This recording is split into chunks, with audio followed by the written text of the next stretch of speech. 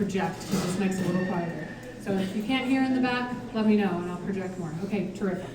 So I want to just quickly go over the rules for what we're going to be expecting over the next little bit of time here. We will have some short answer questions, and the time limit for those is 90 seconds each. And at the end of 90 seconds, Chelsea here is going to make some kind of strange noise, and then you will have to stop talking. So someone feel free to go slightly over. I want to know what noise, Chelsea. And then we'll have lightning round questions, which you all just proved to us that you know how to do. So those are yes or no questions. You will get docked points if you do not answer. And in fact, we just won't go on until every paddle is raised. And then please hold that paddle up. We know that these questions have nuance. We know that yes or no answers are frustrating. And we're still going to make you answer them, because sometimes you have to vote yes or no on things. We appreciate you so much in advance. One more note on those paddle raise questions. If you can hold your paddle up high and keep it up for like 5-ish seconds so people can see, that would be great. All right, let's start off with some lightning round questions. Everyone get those paddles ready. All right, our first question. Have you ever tubed the Boulder Creek? I also have not, so I'm with that. Nice mix. Okay, do you rent your home? All right. Have you lived in a multi-family home in the last decade? Do you have any association with CU, such as being a current or former student, alumni, or employee?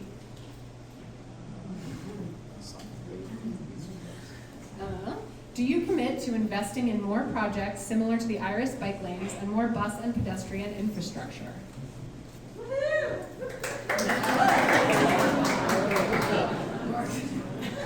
All right. Do you oppose using city resources and local law enforcement to assist with federal immigration enforcement efforts, even in the face of losing federal funding for doing so?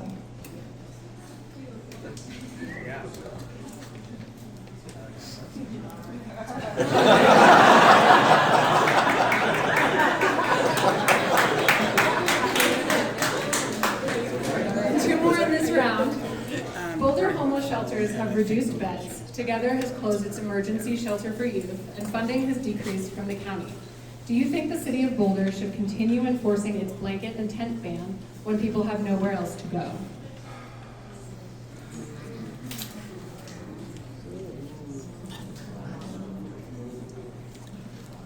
And finally, can you name at least one Beyonce song off the top of your head?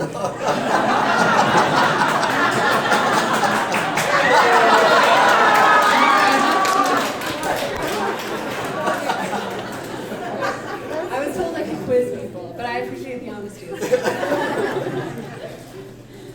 All right, so now we're going to move into some questions for our incumbents, and these are those short answer 90-second questions. So the order for this one, we're going to go Mark, Nicole, Matt, and Lauren. And the question is, if reelected, what is one specific policy priority that you will aim to accomplish in your next term? And we will kick it off with Mark. We can't hear you yet. Can you hear me? Go ahead. Now you're good, yes. Okay. I would start with better fire resilience. That's an easy one. We have neighborhoods in what's called the WUI, the wildland-urban interface, that are essentially kindling at this point. And if a wildfire should occur, they have absolutely no chance of survivability in that event. So that one to me is simple. There's nuance to it because you have two issues. One is what do you do with people who are building new homes or additional renovations? And two, what do you do with people who are not doing that, but still have dangerous conditions on their property? That's a more difficult question to answer, and I don't think we've got the answer to that yet. But if you take a walk in some of our neighborhoods in the WUI, you will see 20-foot junipers. You will see wood siding, and you'll see the junipers right up against the eaves of the wood building. So it's simply not a tenable situation in the event of a fire. And As climate changes, our risk for fire is going to grow. It is not going to decrease. It is going to grow on a seasonal basis, and we need to have a much better thought out plan for how we're going to deal with that and how we're going to survive that event. And that is your time. Perfect timing. Thanks, Mark. Okay, next we're going to go to Nicole. And the stage mic is down there. That one's the building, so you have to stick with that one.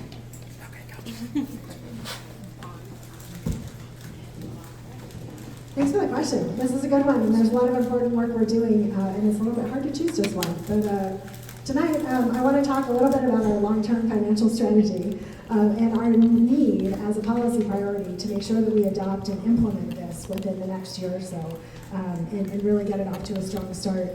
What this work is trying to do is to make sure that we fund our community priorities now and for the generations to come.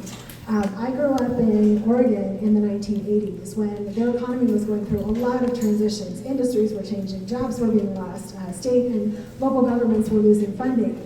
My perspective as an elementary school child at that point was just that my mom was really upset and afraid that we were going to lose our house. And my dad was struggling to find and keep a job during that time. And it really drives home for me how during campaign seasons, we're often talking about all the policy changes that we need, the policy priorities like affordable housing, like wildfire prevention, and all of this work.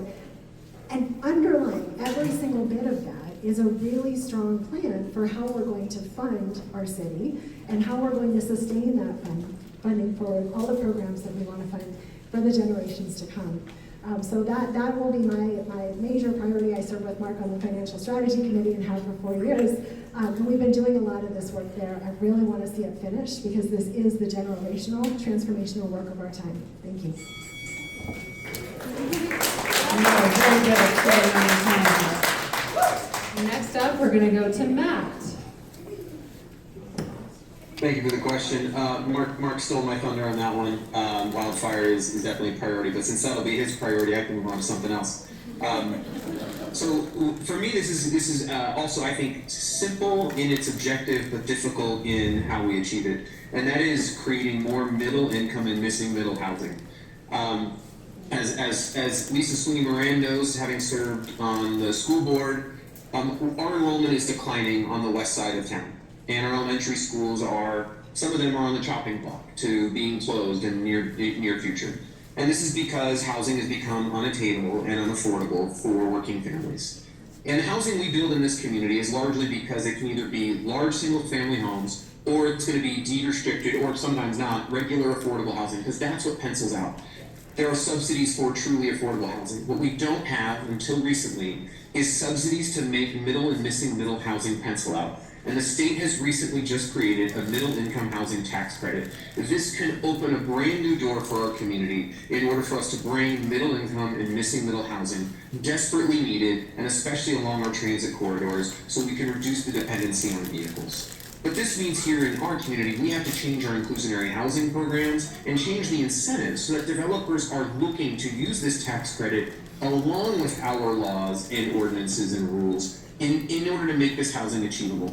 And this is something that we must do because this housing won't be built overnight. It's going to take many years, if not a decade, to build enough housing to shore up the enrollment. So this is an urgent ask for us, and this is a need that we have to move quickly on. Thank you. I'm replicating Chelsea's bell. So Chelsea, I think that noise I wanted to hear weird. Chelsea's noise. I'm I glad to know. hear that. It's just a cell phone bell right now, and I think it needs to get a little weirder, Chelsea. All right, last up, we have Lauren.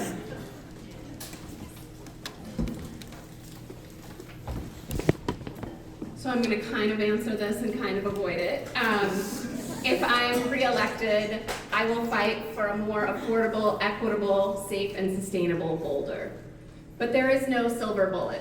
There is no one thing I can enact that will solve these issues. But these challenges are interconnected.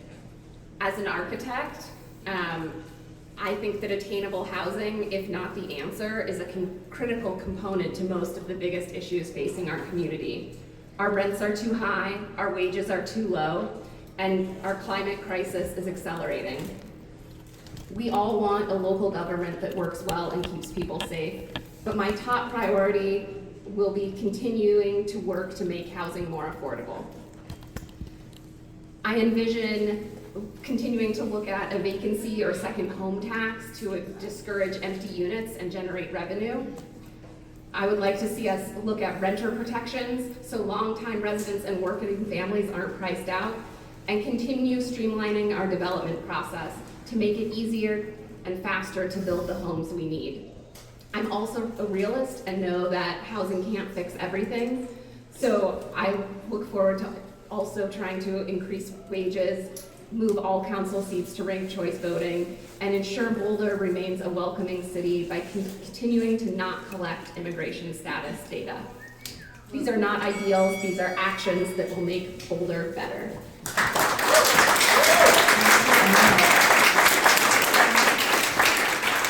All right, we're gonna go back into a lightning round, so pick those paddles on up. I know, I came around really quickly. There's a longer break in the next year. This year, our state legislators cut our state budget by over $1 billion due to increased costs outpacing revenue. Do you support overturning Tabor and instead passing a progressive income tax where the wealthy pay more than the lower and middle class? You would have to think about that.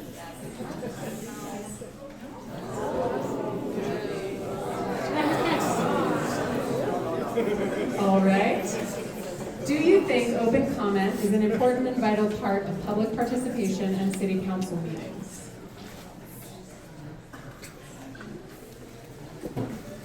Could Jack have fit on the door at the end of Titanic?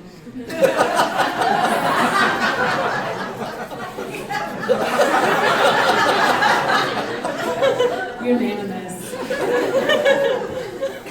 Last year, the Colorado legislature passed a law that outlawed occupancy limits based on relationship status.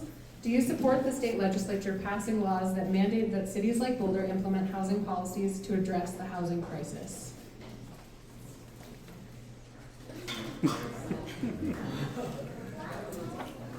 Would you support reallocating a part of the city's already stretched budget to ensuring public parks have restrooms, potable water, trash receptacles, and sharps containers?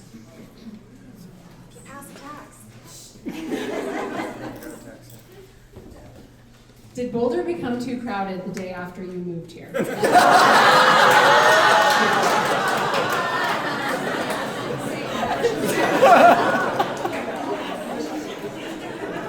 done, our second lightning round is over. Let's have a round of applause.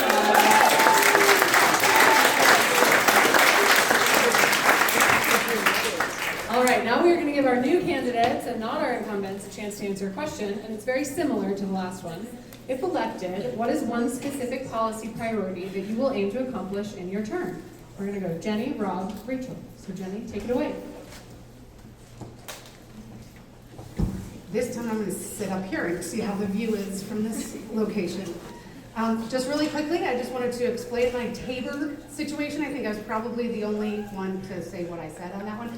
And just briefly, I don't support Tabor necessarily, but I do support the government having checks and balances in order to spend our money. So maybe Tabor's not the best way to do it, but if we're to reduce it or get rid of it, then I want to make sure that there's checks and balances in place. That's all I want to say about that one. And then as far as what I would focus on as a city council member if elected, I believe that we need to get our basics right. We need to deliver our core services, including public safety, maintaining our roads, potholes is a thing, bike paths, sidewalks, flood mitigation, snow removal, and also wildfire mitigation, I think has been touched on a lot tonight, another really important thing. Fire and rescue, also. Parks and Rec, being the chair of the Parks and Rec Department Advisory Board. We have a couple other chairs in the house tonight. Chuck Brock is here and Elliot Hood are our former chairs. They're also very aware of how things go. Every single month we hear of people coming in and talking about how they want more, not less, services for the city to provide on the Parks and Rec level, and that is something that we need to continue to maintain. South Boulder, I'm a big supporter of South Boulder Rec and trying to figure out a way to make sure that we bring that, either rebuild it or figure out a way to make the existing structure work. So I think that we need, if we're going to be growing, which I'm in full support of, we need to make sure that we have services, our basic needs and services provided for our residents. Thank you.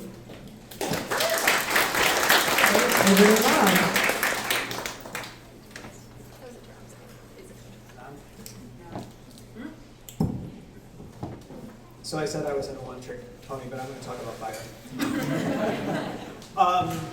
That's my knowledge, that's my background. I spent 18 years in it. I've been on campaign fires, local fires. I see what starts them. Most of them, over 80%, are human caused. The Wildland Urban Interface International Code is a great first step. It's only for new builds. I would love to create neighborhood coalitions where you take ownership of your neighborhood and more of a community. You check each other's homes, bring a dump truck, get rid of some junipers, get rid of some fencing, whatever you can to make your neighborhood safe. Because if your house is fantastic and your neighbor's house is full of junipers and fences right up against another wood structure, it truly doesn't matter. Embers travel for miles and miles. On top of that, like the local prevention, I thought that was my time. The local prevention, we need to make sure that we have, and I know this may be high level, but there's something called a Type 3 wildland team. And what that does is when our local agencies go in and they're fighting the fire, they can only do that so long and they're draining our resources. So what a Type 3 team does is it has all of the positions in place to come over and take over until the complex team, which is federal money, comes in and takes it over. It's super important to flesh that out so that we have enough times to keep this thing under control. So that would be my push. Wildland starting local and going all the way up to the federal level. Thank you.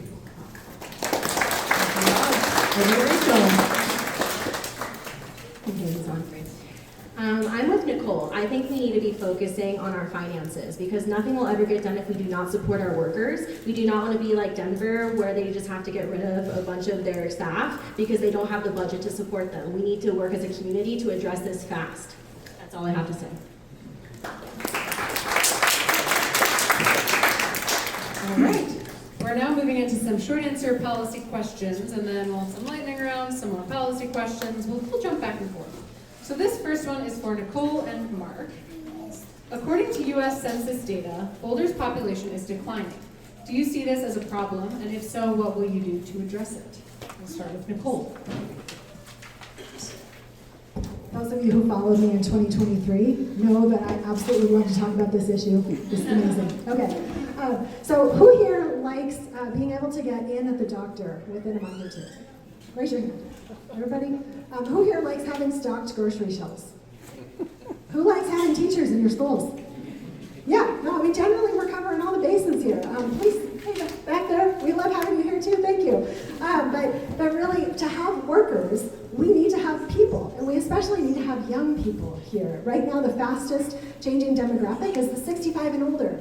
We are losing workers. When I was growing up, we had 6 to 8 workers for every person over 65. Right now, 2.5 is where we're at. Number of workers for every person over 65. So if we want a functioning city in the next 5, 10, 20, 25 years, we absolutely need to be attracting young people. And we do that by creating affordable housing, by working regionally to create childcare that people can afford, and not just for early childhood, but for after school and summer vacations too, so that people can work.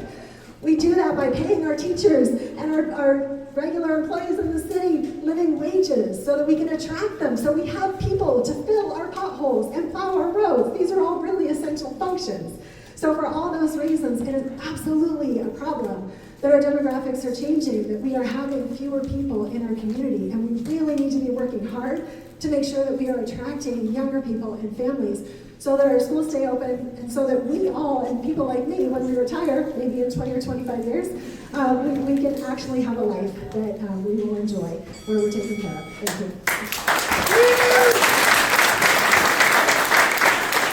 And now over to Mark. Well, there are a number of ways to address the problem, but the most basic one I'm not going to be participating in. I'm a little too old for that.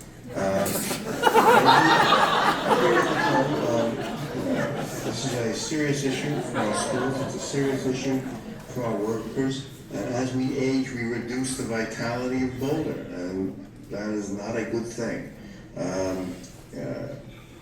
The ability to attract younger people is going to be a major challenge for us. The average home in Boulder is $1.3 million. That's not a number that is sustainable for attracting young people. And of the 5,000 or so houses that have been built in the last 5 years, or units of housing that have been built in the last 5 years, over 90% of them are market rate rentals. So we're not giving younger people an opportunity to acquire homes, whether it's a condo, a townhouse, or a single family home, and build the intergenerational wealth that comes with owning something. What we're doing is pricing people out, sending them away. If you can't afford a $2,900 a month, 500 square foot, one bedroom, or a $3,800 two-bedroom apartment, and a lot of people can't do that, you've got to leave. You've got to go to Louisville, Lafayette, or one of the other surrounding cities. So this is a critical issue for our long-term health. I don't think we have a full answer for it yet, because the affordability aspect of it is critical. Frankly, we don't have that answer. Sorry, Mark. Can I have one more sentence too, since Mark's All right, one sentence, and it's gonna take 8 seconds. Ready, go. We also need to make sure that we have immigrants in our community who are the backbone of every strong economy. All right. I'm not gonna make a habit of that. That was really bad of me. Please don't fire me for being MC. Okay, so I'm gonna do one more short answer question before we go to another lightning round. And this one is for Lauren and Jenny. The question is, Colorado has passed a lot of important statewide housing reforms. Some examples include the statewide ban on occupancy limits based on relationship status, ADUs being allowed everywhere, and transit-oriented development. What should Boulder be doing to go beyond what state law requires in order to address Boulder's housing crisis? And we will start with Lauren.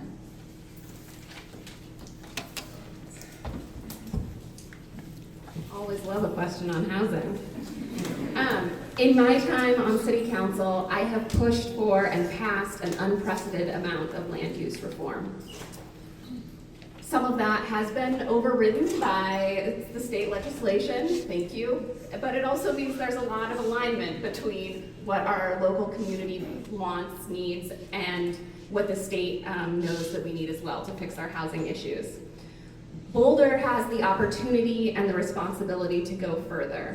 We're currently in a comprehensive plan updating process, and I look forward to reimagining how our land use policies can better serve our community, particularly through providing more missing middle housing and creating more opportunities for 15-minute neighborhoods. I'd also like to see us push the state to remove the prohibition on rent control. So long-term residents and working families aren't in constant fear of unreasonable rent hikes. I know that this is a long-term thing that might not pass first go-around, and in the meantime, we need to look at renter protections, like requiring landlords to pay moving costs if they increase the rent dramatically, vacancy and second home taxes, and small-scale infill projects like adding ADUs and converting single-family homes into duplexes. So basically, Lauren 2.0 is going to look a lot like Lauren 1.0, but with added focus on renter protections.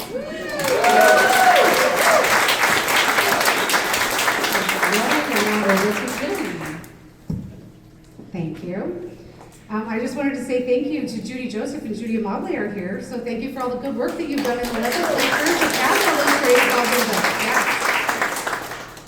I think we're going to repeat a lot of stuff tonight, I have a feeling, because I'd like to talk about the middle income housing.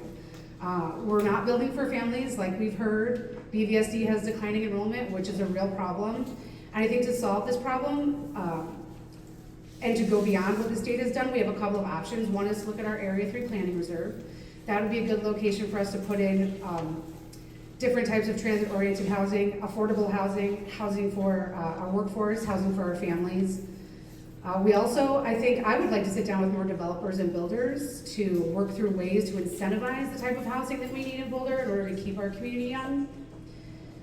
And I think we need to look at what our goals are. Are our goals to increase more affordable housing? Are our goals to decrease the cost of market rate housing? And when we decide really what our goals are as a council and as a city, then we can decide, you know, how council is going to move forward with creating legislation in order to make that happen. Housing's been on the council's work plan for 6 years, and you know we've done a good job with affordable housing, but we are really missing the middle, and we have to focus on our families and bringing them back here. So that's what I would do. Thank you.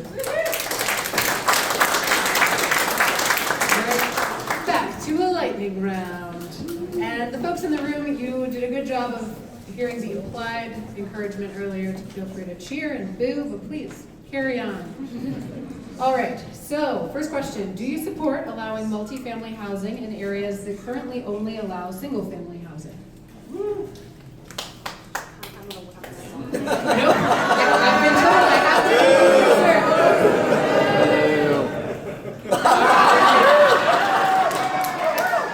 They'll fire me if I don't. Just wait. All right, if elected, would you support enacting code changes that allow more colorful and fun buildings? Hypothetically, pink buildings that sell delicious treats.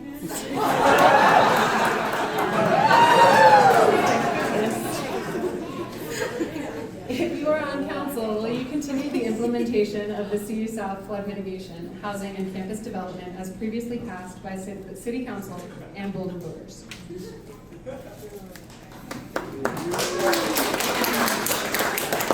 Have you ever been to a concert at the Fox, Boulder Theater, or Chautauqua? Colorado currently bans cities from enacting rent control, but there are efforts to overturn that ban. If rent control or rent stabilization was allowed, would you support the city of Boulder limiting annual increases in rent?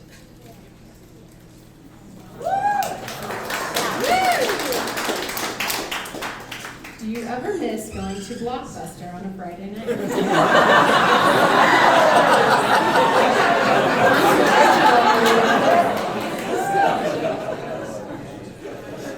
All right, back to some short answers. This one is for Rachel and Matt. With state and federal budget cuts, what city services or programs will you fight to preserve, and which programs or services would you shrink or eliminate? Let's start with Rachel. The mic is over there.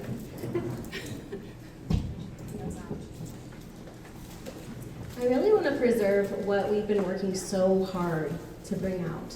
I don't want to see anything be cut. I want us to see us work together to preserve as much as possible. And honestly, I really haven't put too much thought on what I would want to cut because I don't want to see any important services. These are all very essential. People are already struggling. Period. I'm sorry for all my short answers, but I do feel just like that is my answer here. Concise is great. Over to you, Matt. And I think we can hear you say a test sentence. Well, thank you for the question. And this is hard because these are hard choices, and these are hard choices that City Council has to make every year with our budget. The thing that, one of the big challenges for us in Boulder is we have overextended ourselves a bit. We have gotten accustomed to filling the gaps and the inadequacies that our county, state, and federal government have not met for our community, and we have been filling those gaps. That has been at the cost, as Jenny put it, as getting back to basics. And so, as much as some of those cuts may hurt, as long as they don't hurt our essential and they hurt the wants or the things that the other government agencies are really supposed to lead, we shouldn't keep leading into those gaps. Because at some point we're going to be so overextended that we won't be able to take care of our basics. And so this is a temptation that we're going to have, is when they pull back, we try to fill those gaps, and we have to resist that temptation mightily. That's why we see such a stressed budget in its current form. Ultimately, I think one of the bigger things that we got to consider is how we're going to reform our homelessness strategy, because we're doing so much of what the county probably should be doing. And this new consultant we have, Clutch, should give us some answers and guidance as to how we stay in our lane and allow the county and the state to know what they need to do. But we really can't keep doing everybody's work and filling the gaps. It's really critical that we focus on our basics and we get back to the needs of this community. We take care of those really important needs.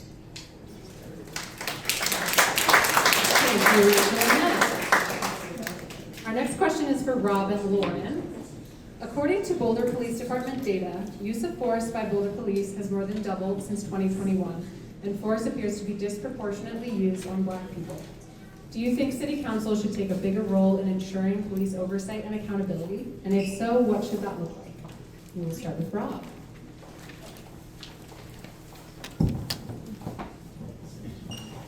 Everybody been sitting down, so I'm going to stay seated.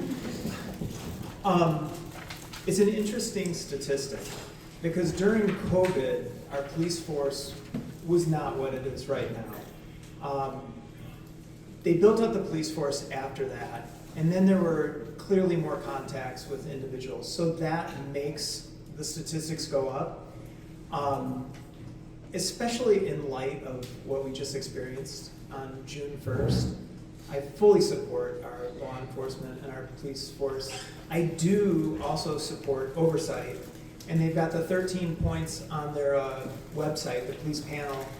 They're giving information that they don't necessarily have to give voluntarily. I think our Chief Redfern is amazing.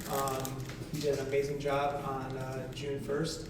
And I think he is a champion of this community. Everyone, including the marginalized, people of color, and homelessness, the unhoused. I did a ride-along with the homeless outreach team, and I was blown away at the empathy of those two officers. They knew not just the names, they knew the nicknames. If they unfortunately had an addiction, they knew their drug of choice. They were dialed in. I think that they're all going, the chief is pushing this in the right direction. I don't believe that it needs any kind of change. I think the trajectory is spot on. Thank you. Thank you, Rob. Over to Lauren.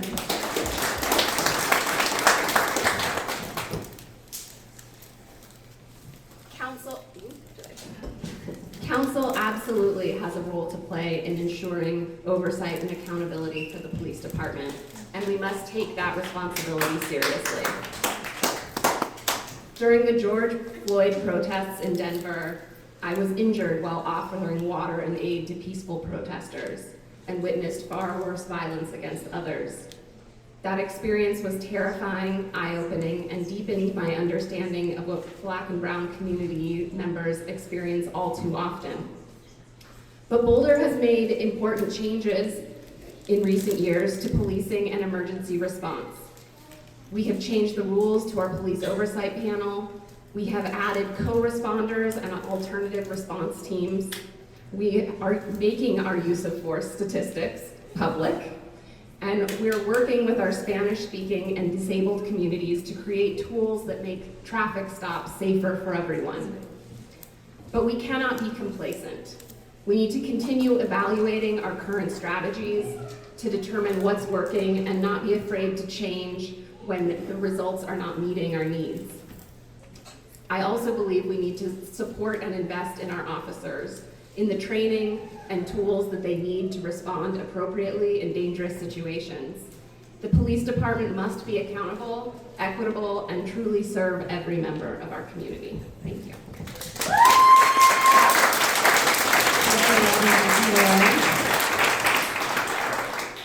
Let's go back to a lightning round. Get those paddles out. Boulder County has recently increased their minimum wage so that by 2030, the minimum wage will be $21.98 for tipped workers and $25 an hour for non-tipped workers. Should Boulder increase our minimum wage to match the county?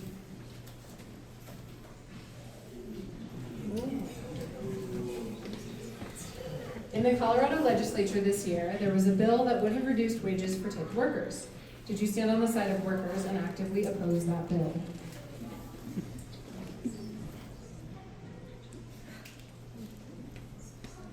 With local abortion clinics closing and Planned Parenthood at risk of getting defunded, would you support dedicating funds to providing abortion care and services? Women will die if we don't.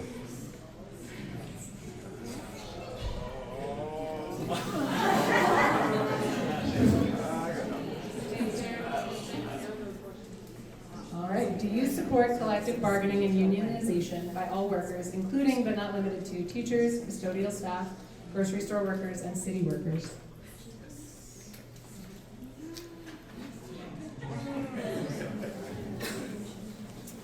Is Boulder too car-centric?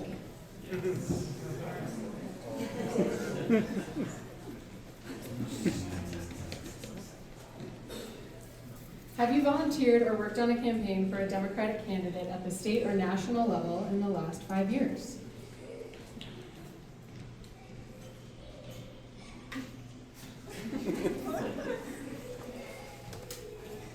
During Sundays, will you be on the hunt for some celebrity sightings? I'm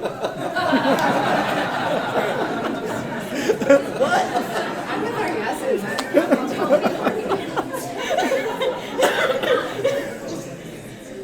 All right, we have another short answer question for Rachel and Rob. About 50% of Boulder residents rent their home, yet those perspectives are often not represented on city council or in the public process. What will you do to represent and advocate for the interests of renters on city council? And we'll start with Rachel.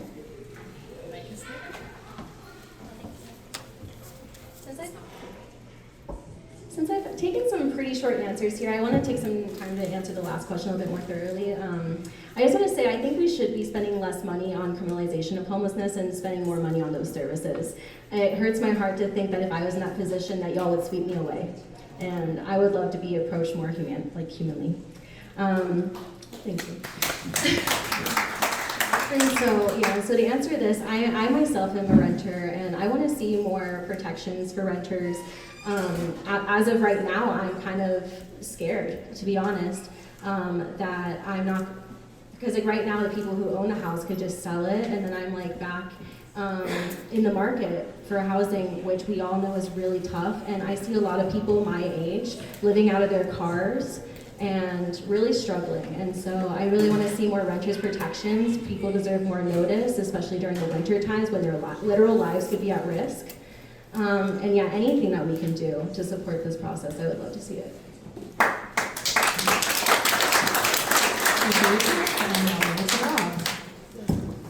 Can you repeat the question? I can. About 50% of Boulder residents rent their homes, yet those perspectives are often not represented on city council or in the public process. What would you do to represent and advocate for the interests of renters on city council? This is something I haven't thought about. As far as how you would get advocacy for renters, I think it's important for them to have a voice, especially with 50% of our population being renters. I could see creating something with the management companies, landlords, getting data from them on evictions, vacancies, the rents that they're charging. You can't just evict somebody because you're raising rent in the middle of winter. I 100% agree with that. There has to be some language to protect people. It's a basic right to have a roof over your head, and when you're paying a landlord, you deserve to have some leeway, some runway, so that you know how long you can stay there, what your rent is going to go up to, what your rights are. I know that we have some current rights right now for renters, but to really advocate for them, I think we would need a system where we can really track who's being evicted, how many evictions there are, how much rent is going up, and the living conditions as well. Like taking a house, splitting it up illegally. I mean, again, there's fire code, there's building code, there's sanitation. So, I mean, landlords do need to be held accountable. Thank you. Can I say a little bit more, since I haven't been taking All right, we're going to go to the next question. I might say just a little bit more since I haven't been taking. How much time do you think, Chelsea? 20 seconds? 20 seconds, let's go. Yeah, a lot of renters are living in moldy houses right now. I just want to say that. And also they're seeing, I know people that are having insane fees thrown at them. So like just to say that you're renewing your lease over a year ahead of time, it's $400. I don't think people who aren't renting in this city understand.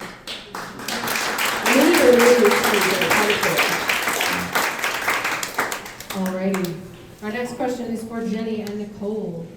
With communities of color under attack across the country, from voting rights to police violence to attacks on immigrants and LGBTQ+ people, what specific tangible actions will you take to improve the lives of historically marginalized people in Boulder? And we'll start with Jenny. I just wanted to clarify on the panel. Thank you all for not booing me, because I had some pretty divisive answers there, so I just wanted to say thank you. Feel free to boo me if you want to, though, because it's what the Raucous Caucus is all about. But I am, just so you know, I think it's a travesty that Planned Parenthood has been defunded, and I 100% am pro-women's rights. I thought the question was phrased as if the city should be directly paying for women's health care, and that was my only issue with that one. I don't think that's the space the city should be in, but yes, they should support organizations that do. Okay, so back to the question. I think that all humans deserve dignity and respect. I think that everybody needs to feel supported and heard. I've spent my adult life working to lift up women and people of all races, ethnicities, and genders. I founded the Chicago chapter of Women in Film, where we implemented programs for student scholarships and professional connections to help women with both education and their careers. I sit on the Play Boulder board, where we fundraise for the Play Pass. The Play Pass provides families in our historically marginalized communities the opportunity to use our recreation system at little to no cost. And I have volunteered with our community organizations like EFA, Precious Child, Boulder County Foster Program, and together to help support those individuals who are struggling. I think that listening, hearing, supporting, and working to provide actual solutions, we need to work with, is really important. We need to continue to work with our private partnerships in order to make that happen. Thank you.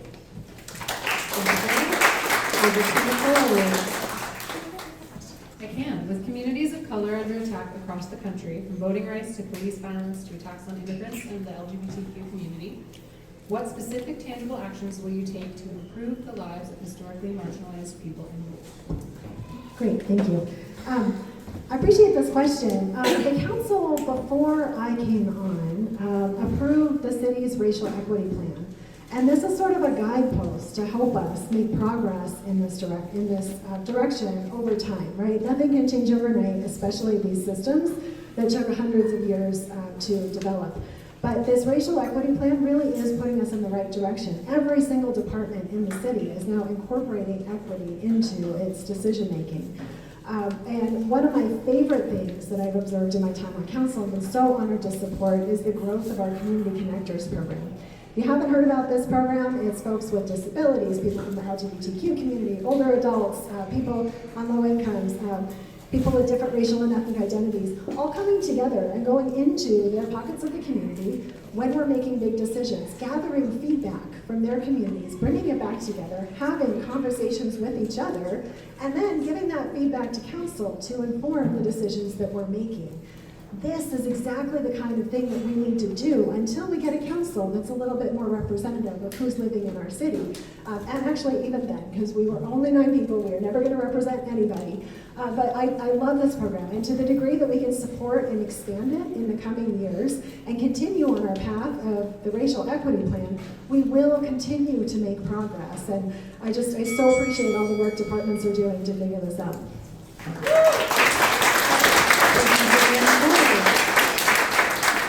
We have come to our last short answer policy question, and this one is for Matt and Mark.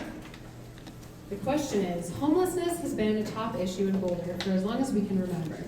If re-elected, what changes to the strategy will you enact to move the needle on this issue in a substantial way? Who's first? And first is Matt. Thanks, Katie. In a previous answer, I kind of alluded to where this will go. And I won't front run a specific recommendations to change because we have an amazing consultant, Clutch Consulting, in the process of evaluating our entire framework of our pro-homelessness strategy and how it works with our budget and how it complements or doesn't with the county and other resources. So I don't want to get ahead of that. I have high confidence that they're going to give us really clear understanding of what's working in Boulder and what's not, and where we need to either add more resources, subtract, or pivot, or partner differently. And so I want to let that report speak for itself and then weigh in. And it's due out this summer, and so I encourage certainly the community and all of our colleagues on council to sort of dive deep into that. But what I will say is one of the bigger areas that I think is an obvious one is the county has not led on this issue. Homelessness is a regional problem, and we do not have a regional strategy. The county has fallen very short on leadership on this issue and providing a regional strategy. And it's left Boulder to have to cobble it all together ourselves with our friends in Longmont. And that's just simply not working. And so what ultimately is going to need to happen is the county is going to need to step up and really take a leadership role and think about how we support homelessness throughout our region so that Boulder isn't where all of the resources reside. Because that's not fair to Boulder, and that's not emblematic of the actual situation of homelessness, because there's people who are unhoused throughout our region, and they need a regional support. And so that's going to be one of the main things I focus on, is holding the county responsible and making sure that they have a clear path, but also looking at this report and seeing where we can make those improvements and certainly improve our investment strategy moving forward.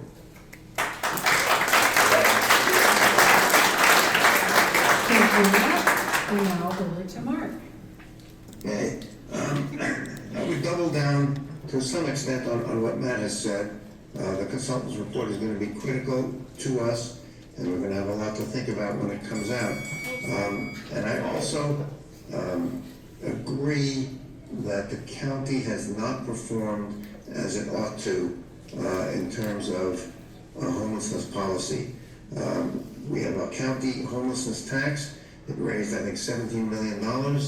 And when it came time to allocate the funds, supportive services were allocated $5 million, and the county said, that's great, it's all ours. And there was no allocation to cities like Boulder for supportive services. I just don't think that's equitable and fair. I think I'm very concerned that we initiate programs that give us the best value for the money. Money is simply scarce. It's scarce at the all roads shelter. It's scarce everywhere. And to the extent that we're going to make changes, we need to be very focused that we're getting the maximum value for the money that we're spending. I'm confident we can get to a better place. A better place with the county. Ding, ding, ding, ding. And that's my time. So. All right, that is the end of our short answer questions, and we have now our final round of lightning questions submitted by you all.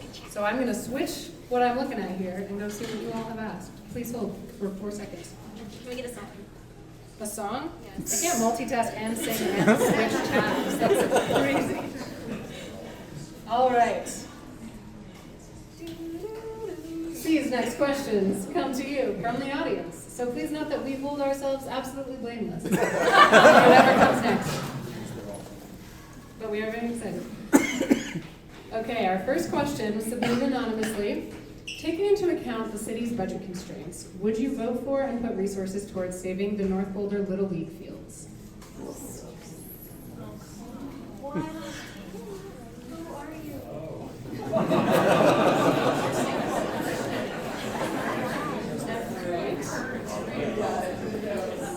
Our next question comes from Jack.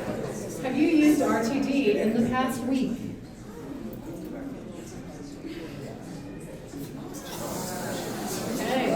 Thanks for your honesty, everybody. All right, our third question. The University of Colorado plans to erect a statue of Bill McCartney. In addition to being the former head coach for CU football, he was also a leader of the Anti-Gay Amendment 2 initiative in 1992 and the lead spokesperson for the Anti-Gay Colorado for Family Values. Do you support CU's decision to let this statue move forward?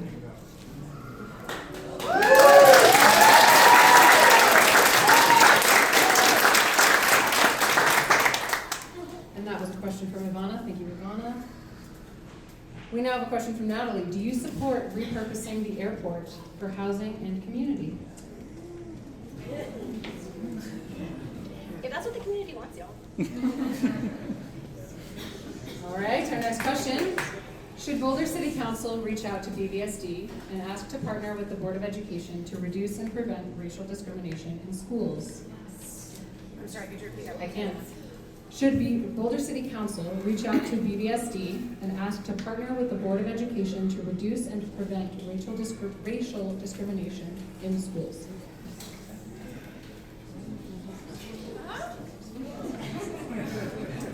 You're muted, Matt, so I don't know what you said. Okay. Do you think a city can be both climate conscious and anti-growth?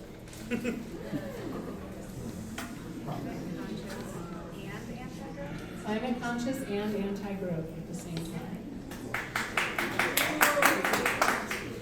Okay. Have you been a registered Republican at any time in the last 5 years? All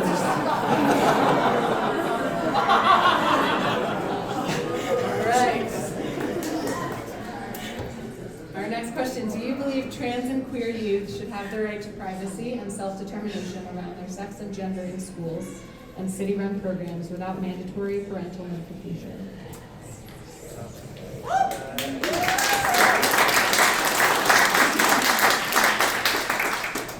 Should CU be required to have a growth cap or to significantly slow their enrollment growth? We have a mix. And now for a little bit of Boulder nostalgia.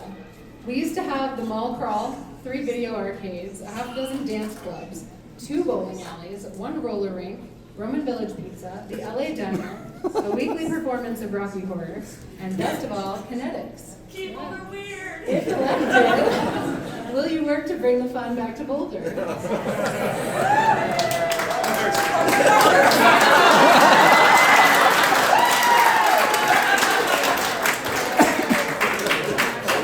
And our last question, did you have fun participating in this year's Raucous Caucus?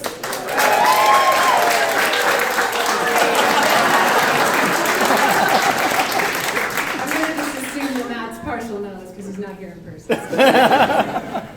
All right, well, that's a wrap. So before we say goodnight, I just want to remind you, on your way out, Lupe is serving ridiculously delicious tamales. I tried several varieties, and you should go get some.